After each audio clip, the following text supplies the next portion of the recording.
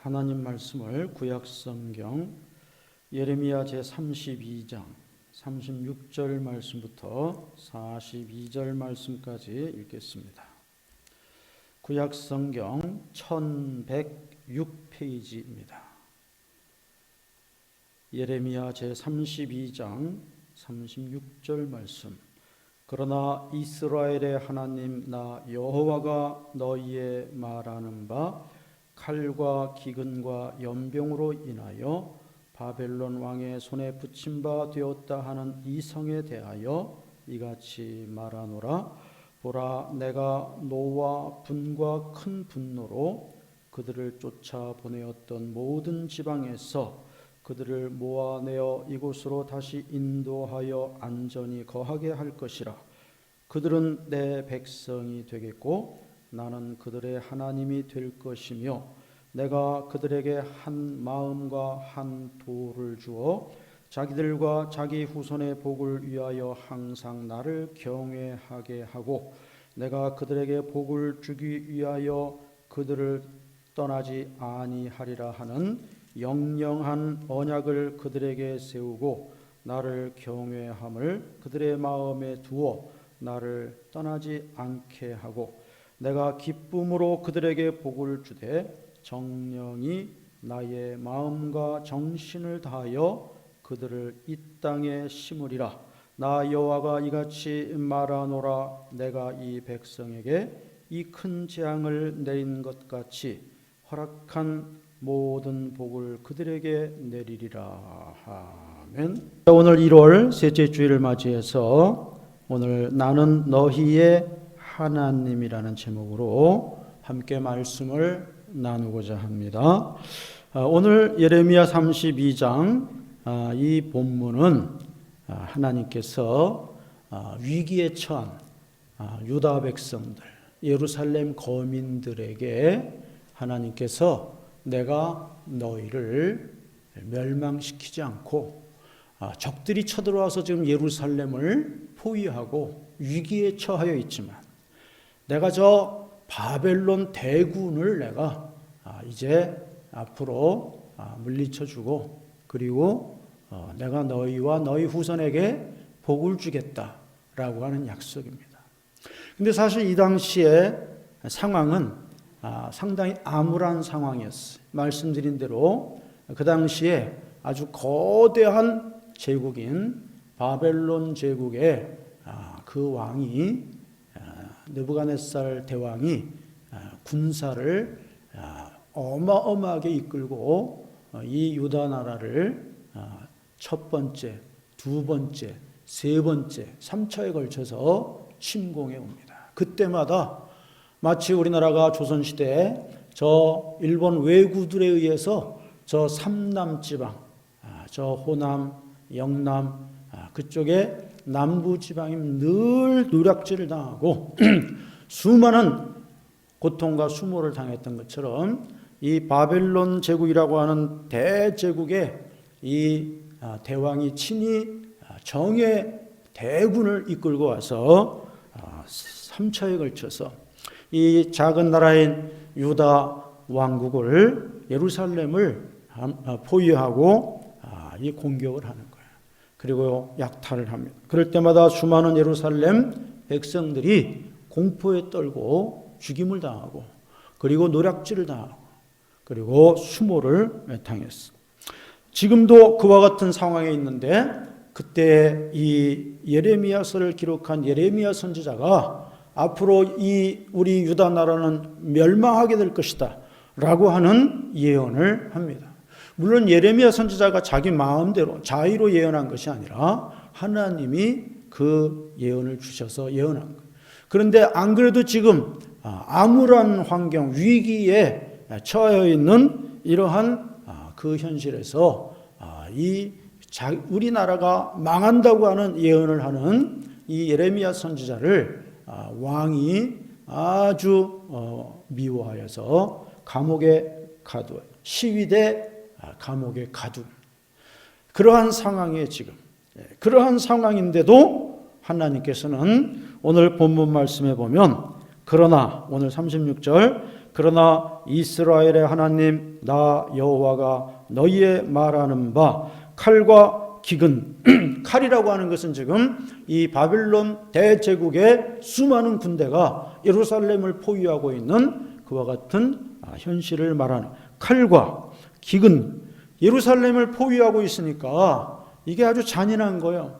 그 예루살렘을 그냥 단번에 함락시킬 수 없어서 포위하고 있는 게 아니에요. 아주 잔인하게 일부러 그 성을 에워싸고 겹겹이 에워싸고 그 성에서 이제 속된 표현으로 말라 죽게 하는 거예요. 예? 공포. 그 공포가 얼마나 두렵겠어요. 예?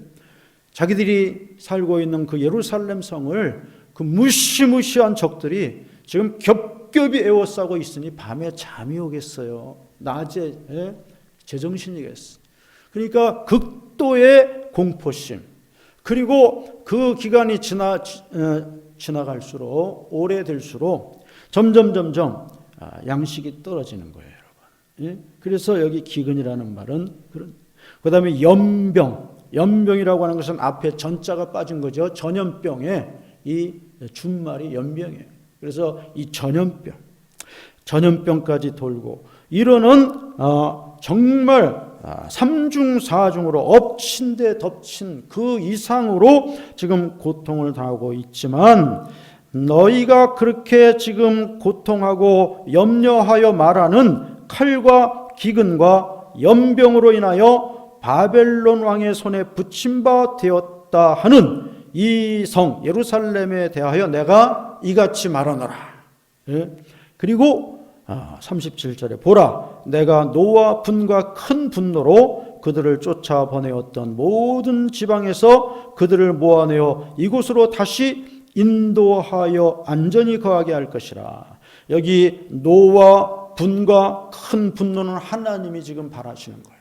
누구에게? 유다 백성들에게. 왜? 하나님의 백성인데 하나님을 떠난 지 오래되고 하나님의 백성인데 하나님의 말씀과 뜻에 순종하지 아니하고 하나님이 가장 싫어하시는 이 가증한 우상을 숭배하고 그리고 하나님 앞에 음란한 이러한 이 방탕한 이와 같은 삶을 살았기 때문에 하나님께서 그 유다 백성들에 대해서 지금 노와 분과 큰 분노를 행하신다.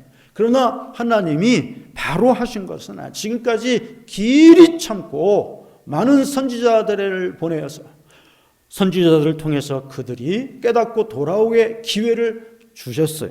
근데 그들이 그것을 다 수백 년 동안 계속해서 아니 그 이전에 왕국시대 이전에도 사사시대에도 그랬고 그리고 사사시대 이전에 그들이 가나안 땅에 들어오기 전에도 광야에서도 사막에서도 그래요.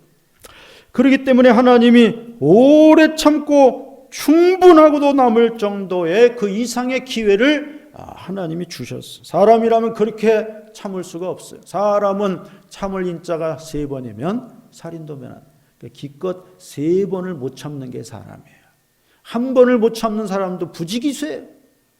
2번 못 참는 사람도 많고 3번 참는 사람은요 찾아보기 힘들어요. 근데 하나님은요 얼마나 인내하시고 기다리셨는지 몰라요. 그래도 그들이 끝끝내 하나님을 조롱하듯이 예루살렘 성전에서조차 그 거룩한 하나님의 성전인 예루살렘 성전에서조차 우상을 숭배하고 음란한 행위를 하고 이와 같이 왕으로부터 모든 백성들이 하나님을 멀리 떠나서 타락하니까 하나님이 길이 참으시다가 끝내 그들이 회개하지 않고 깨닫지 못하고 돌아오지 않으니까 하나님이 저 멀리 바벨론 나라를 이제 불러들인 거예요. 몽둥이로. 이제 정신차려. 그래서 결국은 3차에 걸친 바벨론의 침공으로 유다 나라가 멸망합니다. 그리고 그 여호야김 왕은 2눈이 뽑혀가지고 짐승처럼 끌려가죠. 옛날엔 무식했잖아요. 옛날엔 잔인했잖아요. 그래가지고 그 유다 나라의 왕인 그 여호야김 왕의 2눈을 뽑고 그리고 말이에요. 많은 사람들을 바벨론으로 포로로 끌고 갔어요. 그게 그 유명한 바벨론 유수 사건 아닙니까? 포로로 흘러 들어갔다는 거예요. 포로로 끌려갔다는 거예요. 그러나 하나님이 오늘 37절에서 내가 너희가 끝끝내 깨닫지 않고 회개하지 않고 돌아오지 않아서 노와 분과 큰 분노로 너희들을 쫓아보내었지만 그 쫓아보내었던 모든 지방에서 너희를 다시 모아서 이곳으로 다시 인도하여 안전히 거하게 할 것이다 라고 하는 예언을 지금 예레미야 선지자를 통해서는 결과적으로 이 예언대로 바벨론의 포로로 끌려가서 포로 생활을 한 지 70년, 그 70년 동안에 그들은 뒤늦게 가슴을 치고 땅을 치고 후회하고 우리가 왜 그렇게 살았을까? 예?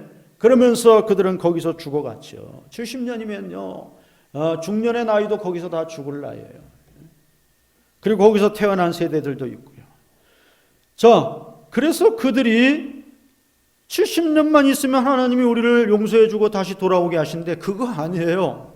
전혀 몰랐던 거예요. 결과적으로 볼 때 70년 만에 하나님이 다시 돌아오게 하신 것이라는 것이. 그래서 결국은 그들이 꿈에도 생각하지 못했던 포로에서 귀환하는 사건이 그 바벨론 제국을 멸망시킨 페르시아 제국이 일어나서 그 페르시아 제국의 고레스 대왕이 칙령을 내리잖아요. 야, 우리가 이제 새로운 제국을 시작했는데 저 바벨론 나라가 저 작은 나라를 침공해가지고 정복하고 끌고 온 포로들 불쌍하니까 다 돌려보내줘라 라고 하는 것이 그 유명한 고레스 대왕의 칙령입니다. 하나님이 그 역사를 주관하시오. 하나님이 왕의 마음을 주관하시오. 할렐루야. 그래서 오늘 우리가 교동문 읽은 거에도 열방들이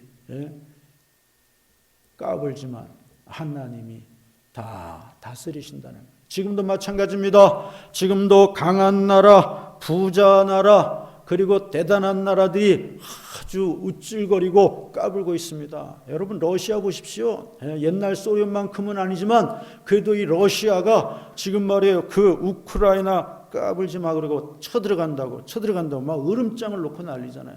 우크라이나 니네가 우리하고 붙어있는 나라인데 나토 북대서양 조약기구에 너희가 들어가면 우리에게는 큰 위협이 되니까 들어가기만 해봐.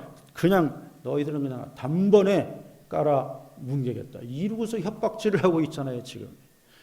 강대국 힘 있는 나라, 이런 나라들이 러시아뿐이겠어요. 사실은 뭐 미국도 마찬가지죠. 미국도 그 사상만 다를 뿐이지 미국도 자기의 영향력을 지금 전 세계에 확산시키려고 하는 거 아니겠어요?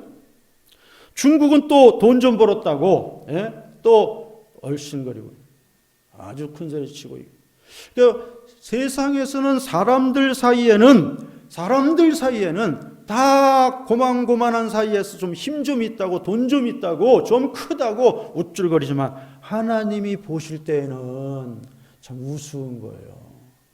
하나님 앞에 다 하나님의 말씀을 따라서 하나님을 경외하고 서로 화목하고 서로 아름답게 지내야 되는데 조금 힘이 있다고 조금 나라가 크다고 돈 좀 있다고 우쭐거리고 막 이러는 것이 하나님이 보실 때는 가스로운 거예요. 여러분 과거에나 오늘 현재나 앞으로 미래에나 세상 역사를 주관하고 역사의 수레바퀴를 돌리는 것은 강대국이 아니라 미국이 아니라 러시아가 아니라 중국이 아니라 살아계신 역사의 주인 우리 하나님이신 줄 믿으시기를 주님의 이름으로 축원합니다. 하나님을 두려워하면 하나님이 두려워서 뭐 벌벌 떨라는 게 아니라 하나님을 경외하라는 거예요. 우리는 마땅히 피조물이니까 우리를 지으신 주인이신 조물주 창조주 하나님 그분을 우리는 경외해야 된다는 거예요. 마치 자식이 부모를 섬기듯이 그렇게 섬겨야 되는 거예요. 부모가 뭐 원래부터 부모예요. 그 부모도 자식이었지. 그렇잖아요. 내가 오늘 부모지만 나도 어릴 때는 내 부모님의 철없는 자식이었잖아요. 자식들이 부모에게 순종하고 공경하는 것처럼 그 이상으로 우리는 우리의 창조주 조물주 우리의 주인이신 하나님을 경외하는 이런 삶을 살면요 역사를 주관하시는 하나님이 교만하면 꺾으시는 거예요. 여러분 보세요. 세계사에 나오는 고대 이집트 제국 다 초라해졌어요. 멸망당했어. 고대 바빌로니아 제국, 신바빌로니아 제국 다 멸망당했어요. 페르시아 제국도 멸망당했어요. 그 유명한 로마 제국도 대단했지만 멸망당했어요. 마케도니아 제국도 다 멸망당했어요. 몽골 제국 대단했죠. 몽골. 인류 역사상 가장 위대한 정복자가 징기스칸이라고 하잖아요. 그 몽골 제국도 멸망돼. 지금 몽골 보세요. 그게 보여주는 게 뭡니까?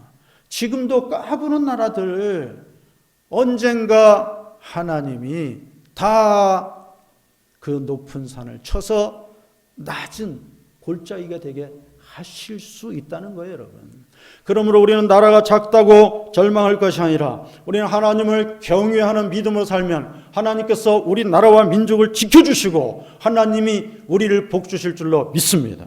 그래서 오늘 이 바벨론 제국에서 그렇게 포로로 돌아오게 하겠다고 앞으로 일어날 일에 대해서 앞으로 70여 년 후에 일어날 일에 대해서 지금 예언하는 거예요. 예? 이곳으로 다시 인도하여 안전히 거하게 하고 그들은 내 백성이 되겠고 나는 그들의 하나님이 될 것이다. 그래서 오늘 말씀의 제목이 뭡니까? 나는 너희의 하나님이 되리라. 한번 따라 하시겠습니다. 나는 너희의 하나님이 되리라. 유다 백성들에게만이 아니라 영적 아브라함의 후손으로 전 세계에서 부름받아서 하나님의 자녀 삼아주신 우리 모두에게 나에게 주시는 말씀인 줄 믿으시기를 주님의 이름으로 축원합니다. 나는 너희의 하나님이라. 나는 너희의 하나님이 될 것이다. 오늘 38절 말씀이 그들은 내 백성이 되겠고 나는 그들의 하나님이 될 것이다. 아니 그 뭐가 이쁜 구석이 있어요 지금. 뭘 잘했어요. 뭘 잘하다가 큰 나라가 와가지고 힘으로 막 유다 나라를 지금 했다고 하면 아니 하나님이 당연히 아이고 내 백성 내 자식들 하고 지켜줘야지. 근데 말씀드린 것처럼 성경이 보여주는 것처럼 유다 나라와 이스라엘 나라는 남북으로 분열되어 가지고 서로 경쟁이나 하듯이 하나님을 떠나고 우상을 숭배하고 음란과 방탕한 이와 같은 삶을 왕으로부터 백성들까지 다 그렇게 살았어요. 하나님 잊어버린 지 오래됐어요. 뭐가 이뻐서 하나님께서 그들의 백성이 되겠다고 너희가 나의 백성이 되고 내가 너희의 하나님이 되겠다고 말씀해요. 그게 하나님의 사랑입니다, 여러분. 어머니는요, 자기가 낳은 자식이 혹시 눈 하나가 없어도 그 자식이 세상에서 제일 귀한 자식이에요. 어머니는요, 자기가 10달 동안 품고 있다가 배 아파서 난 자식이 만약에 손가락이 10개가 다 없어도 그 어머니에게는 그 자식이 제일 이쁘고 제일 귀한 자식이에요. 그게 어머니의 사랑이에요. 하나님의 사랑은 그보다 더 큰 거예요. 하나님의 사랑은요, 우리가 못나고 우리가 부끄러워요. 유다 백성들이 얼마나 진절머리 날 정도로 하나님을 떠났어요. 하나님을 조롱하듯이 하나님 앞에 불순종하고 고역했어요. 그러다 이스라엘 백성들이 먼저 기원전 722년에 아시리아 제국, 성경에는 아수르라고 나오는 아시리아 제국의 이 침공을 받아서 멸망했어요. 그것을 보고도 남쪽의 유다 왕국이 정신 차리지 못하고 있으니까 결국은 기원전 538년에 이 남쪽 유다 왕국도 바로 이 바벨론의 3차에 걸친 침공으로 멸망을 당했어요. 뭐가 이쁜 구석이 있어요? 그래도 하나님이 너희가 내 백성이 되고 내가 너희의 하나님이 되리라. 그 뭘로 설명할 수 있어요? 단 하나예요. 하나님의 사랑. 어머니가 낳은 자식이 눈이 없어도 만약에 그렇다 하더라도 어머니에게는 그 자식이 세상에서 제일 이쁘고 귀한 자식이에요. 당연한 말이겠지만 다른 자식하고 바꾸지 않아요. 그거 하나님의 사랑, 그게 어머니의 사랑이에요. 오늘 우리도 마찬가지예요. 하나님이 내가 뭐가 의로운 게 있어서, 내가 뭐가 잘하는 게 있어서, 내가 뭐가 공로가 있어서 하나님이 너는 내 백성이 될 것이다. 내가 너의 하나님이 되겠다 라고 말씀하시는 게 아니에요, 여러분. 하나님은요, 나의 부족함을 다 알고 계셔요. 사람들은 몰라요. 멀쩡하잖아요. 이렇게 사람들은 서로 보면 멀쩡하잖아요. 그리고 사람들은 알 수도 없어요. 그러나 하나님은 저와 여러분의 모든 부끄러운 것들, 모든 수치스러운 것, 모든 어리석은 것, 모든 죄, 모든 연약함을 하나님 다 알고 계셔요. 감찰하시는. 그럼에도 불구하고 하나님이 나를 사랑하시는, 우리를 사랑하시는, 부족하기 때문에, 어리석기 때문에, 넘어지고 쓰러지기 때문에 하나님은 더 사랑하시는 거예요.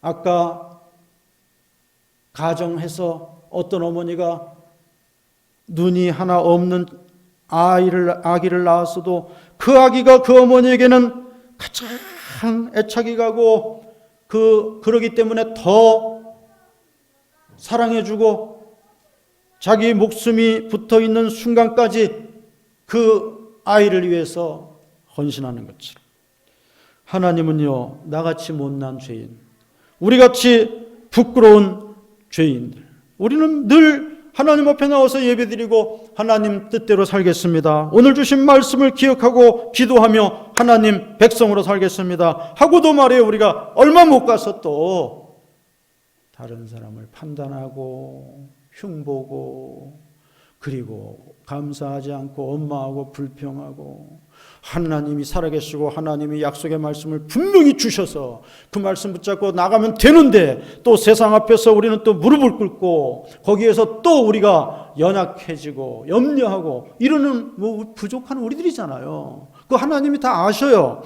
그런데 하나님이 우리가 부족하기 때문에 더 크신 사랑으로 내 자식, 내 딸, 내 아들아, 내가 너를 사랑하노라, 주님께서, 하나님께서 붙잡아 주시는 줄로 믿습니다. 믿습니까? 우리에게는요, 이 하나님의 크신 사랑이 있는 거예요. 이 사랑이 있는 거예요. 목사님에게, 장로님에게만 있는 게 아니에요. 이 사랑은 하나님이 부르신 모든 하나님의 백성들, 어린아이로부터 노년에 이르기까지 이 하나님의 위대한 사랑이, 이게 가장 귀한 거예요. 그 크신 하나님의 사랑 말로 다 형용하지 못해. 저 높고 높은 별을 넘어. 예? 하나님의 사랑이 우리에게 왔어요. 예수 그리스도를 통해서. 이 사랑을 여러분들이 감사하시기를 주님의 이름으로 축원합니다. 이 사랑으로 살면요, 죽는 날까지 우린 두려운 게 없는 거예요. 죽음도 두렵지 않아요. 사랑하는 가족들과 헤어지는 것은 좀 섭섭하겠지.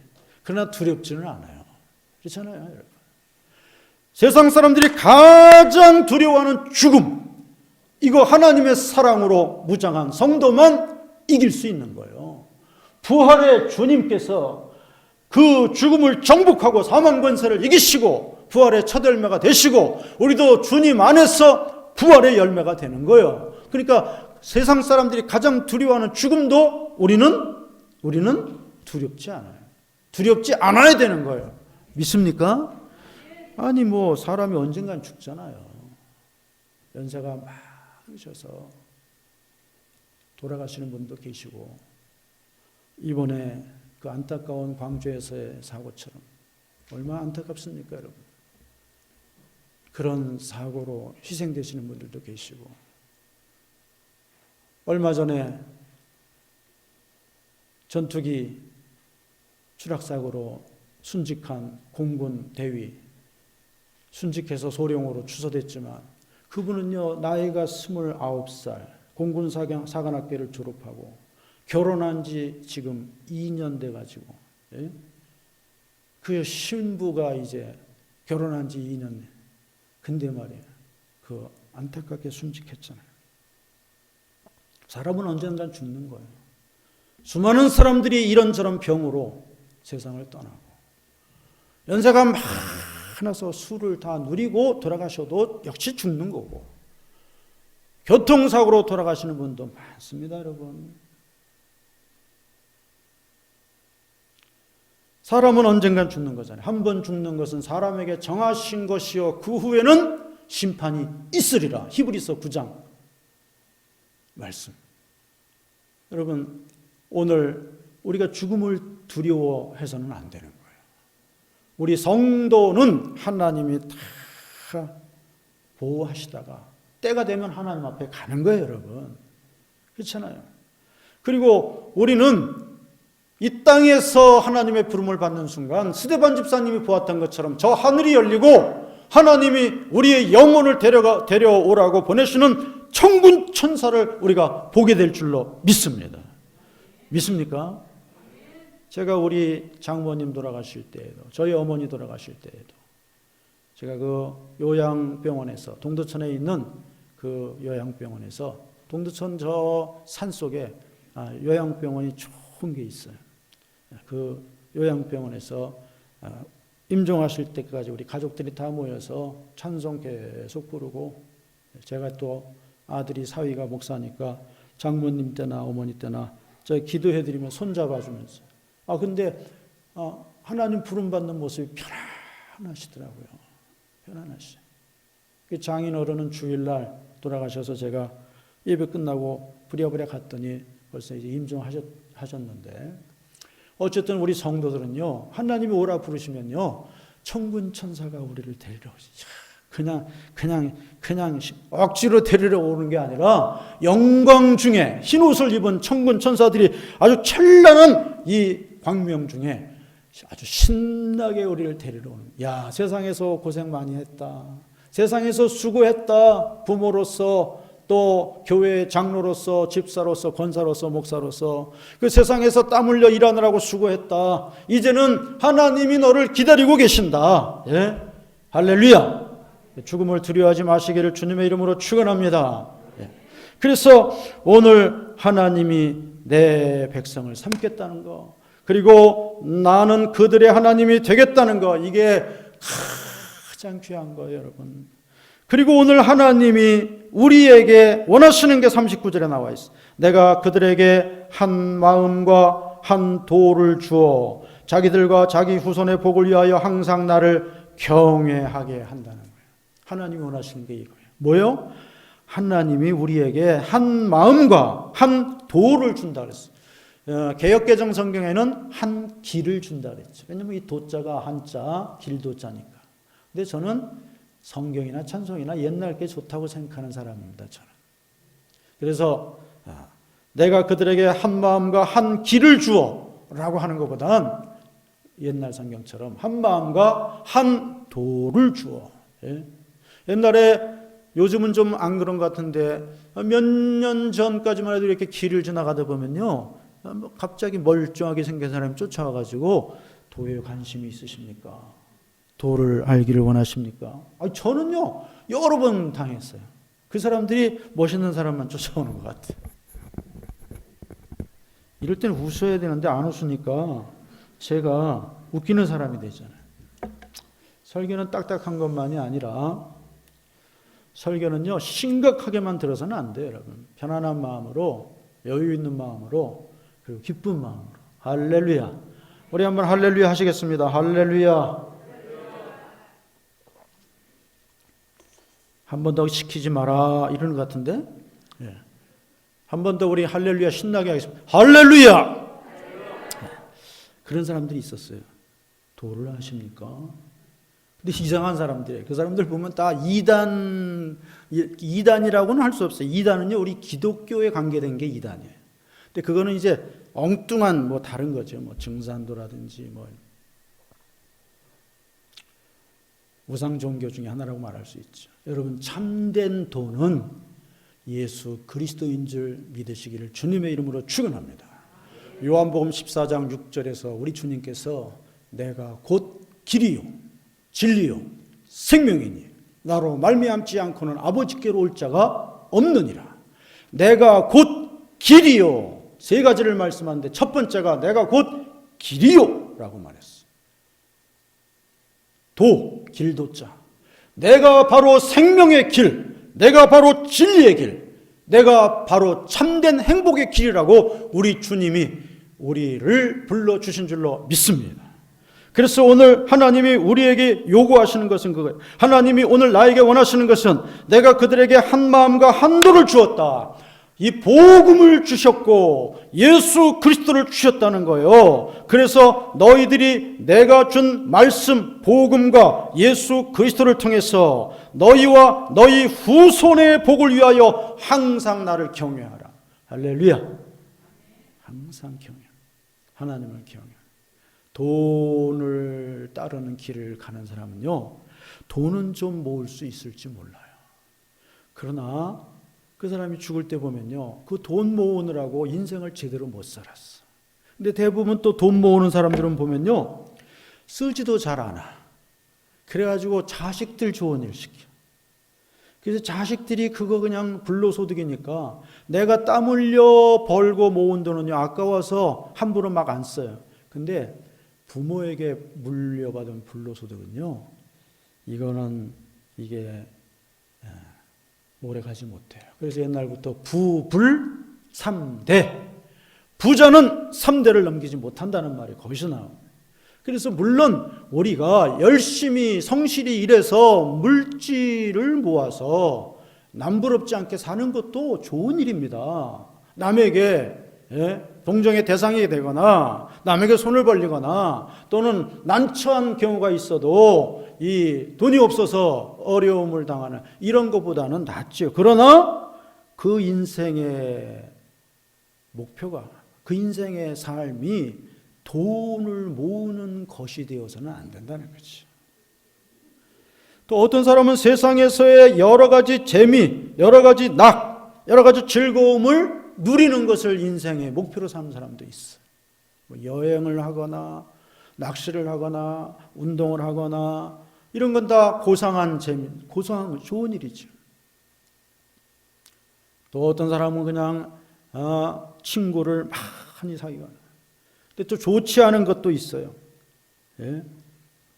도박을 하거나 카드를 하거나. 요새는요, 걱정되는 것이 이 일반 국민들 사이에까지 여러 종류의 마약이 지금 침투해 들어오고 있다. 이런 것들은요, 인생을 망치는 이러한 잘못된 이러한 취미죠. 그런데 건전한 취미라 할지라도, 건전하지 못한 취미는 말할 것도 없고, 건전한 취미라 할지라도 그것으로 인생을 살면 남는 것이 없어요. 그러나 많은 사람들이 나름대로 인생을 살아가면서 삶이란 무엇인가, 인생의 진정한 의미가 무엇인가, 그래서 그것을 허황된 곳에서 찾지 아니하고 가장 가까운 곳에서부터, 내 가정에서부터, 내 가족들에게서부터 그것을 찾으며 더 나아가서는 가까운 이웃과 더불어서 사는 그러한 것에서 이 인생을 살아가는 이런 분들도 많이 있습니다. 그렇게 살아도 인생은 세상을 떠날 때 되면 아쉬운 게 인생입니다. 그러나 오늘 하나님께서는 우리들에게 한 길과 한 마음을 주셨어. 한 도를 주셨어. 그것이 바로 우리 예수님께서 요한복음 14장 6절에서 말씀하신 대로 내가 곧 길이다. 에고 에이미 해 후도스. 헬라어로 그렇게 말씀하죠. 내가 곧 길이다. 내가 곧 후도스. 길이다. 공자가 아침에 참된 도에 대해서 들을 수 있다면 저녁에 죽어도 좋다. 그게 바로 조문도 석사 가의라는 유명한 말 아니에요? 아침에 인생의 진정한 깨달음을 얻을 수 있는 그 도에 대해서 들을 수 있다면 그날 저녁에 죽어도 여한이 없다. 그게 위대한 사상가였던 공자가 남긴 말이에요. 근데 하나님은 우리에게 예수 그리스도, 요한복음 14장 6절에서 내가 곧 길이요 에고 에이미 해 호두스, 내가 곧 길이요 진리요 해 알레데이야, 내가 곧 길이요 진리요 생명이니 해 쪼에 라고 세 가지를 말씀했어요. 나로 말미암지 않고는 아버지께로 올 자가 없다.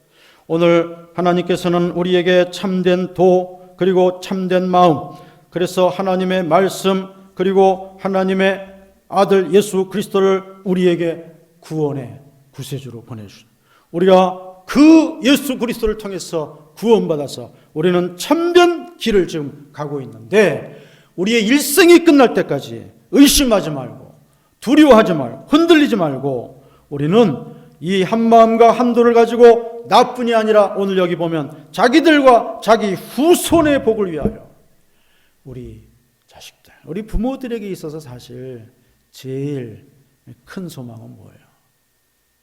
부모들에게 있어서 제일 큰 소망은요, 모든 부모들이 자식이 잘 되는 거예요. 자식이 잘 되는. 그래도 특히 대한민국의 부모들은요, 그것을 위해서 올인하잖아요. 여러분, 미국은요, 뭐 저도 뭐 미국에 많이 가보진 않았지만 뭐 한 6, 7번 미국에 가봤어요. 오래 있을 때는 뭐 한 3주도 있었고 일주일씩 있고 이렇게 왔지만은, 여러분, 미국 사람들은요 철저합니다. 고등학교 졸업할 때까지만 지원해줘요. 그리고 대학 들어가서부터는 네가 해. 장학금을 받든지 네가 아르바이트를 해서 일을 하든지, 그래서 스스로 하라는 거예요.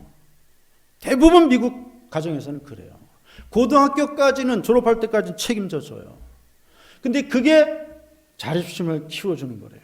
근데 우리 대한민국의 부모들은요, 이걸 웬걸 고등학교 졸업이 아니라 대학교 다 뒷받침해주고, 그 다음에 시집가고 장가갈 때 집 팔고 논 팔고 땅 팔아서 다 대주고, 그 다음에 그러면 끝나나? 가정 이루고 난 다음엔 또 잘 사는지 못 사는지 늘 손주까지 맡아서 또 다 케어해주고, 이게 오늘 대한민국의 부모들의 사랑이잖아요. 나쁘다고 말씀드리는 건 아니에요. 우리 한국인의 그 정이고 사랑이 나라마다 다 다를 수 있죠. 서양과 동양의 가치관이 다를 수 있죠. 그런데 부모님의 그 사랑이 그렇게 크다는 거예요. 그런데 오늘 그 부모님들이 자식에 대해서 가장 기억해야 할 것은, 자기들과 자기 후손이 나를 경외하게 하면 내가 그들을 떠나지 아니하고 그들에게 복을 주겠다. 그래서 우리 자식들을 지극히 사랑하는 부모님들, 우리 자식들의 영혼을 사랑하고 자식들을 위해서 기도하고 자식들이 신앙생활을 잘 할 수 있도록 지도해 줘. 그렇지 않으면요, 한국 교회의 성장 부흥은 여기서 끝나는 거예요. 왜냐하면 지금 주일학교가 지금 다 메말라가고 있잖아요. 이 주일학교가 메말라가는 경우는 큰 교회나 작은 교회나 거의 다 마찬가지예요. 큰 저수지의 물이 천천히 빠지는 것, 작은 저수지의 물은 빨리 빠지는 건 마찬가지예요. 인구 절벽이기 때문에, 출생하는 아이 자체가 지금 너무 적기 때문에, 군대에서도 입대하는 청년이 모자라서 사단을 지금 없애고 편성을 지금 새롭게 하고 있고, 학교도 지금 폐쇄되어가는 학교들 많잖아요. 여기 장흥초등학교도 이제 곧 문 닫는다 그러더라고. 오덕초등학교하고 합병한다 그러더라고. 학생이 없어서, 들어올 학생이 없어서. 전국적으로 지금 통폐합돼가지고 없어지는 학교들이 얼마나 많은지 몰라요. 왜냐하면 인구 절벽, 아이가 태어나질 않아. 대한민국의 젊은이들이 절반은 시집 장가 안 가, 결혼 안 하겠다는 주의예요. 비혼주의. 그리고 결혼은 그 절반 중에서도 아이를 빨리 안 가지겠다는 이 젊은이들이 절반 이상이에요. 그리고 이제 그나마 낳는 아이들도 하나밖에 안 낳겠다는 거예요. 왜? 나도 지금 얼마나 힘들게 결혼하기 전에 청년 취업 너무 힘들고, 이생망이라 그러잖아요. 이생망. 이번 생은 망했다. 이게 젊은이들의 자조. 심각합니다, 지금.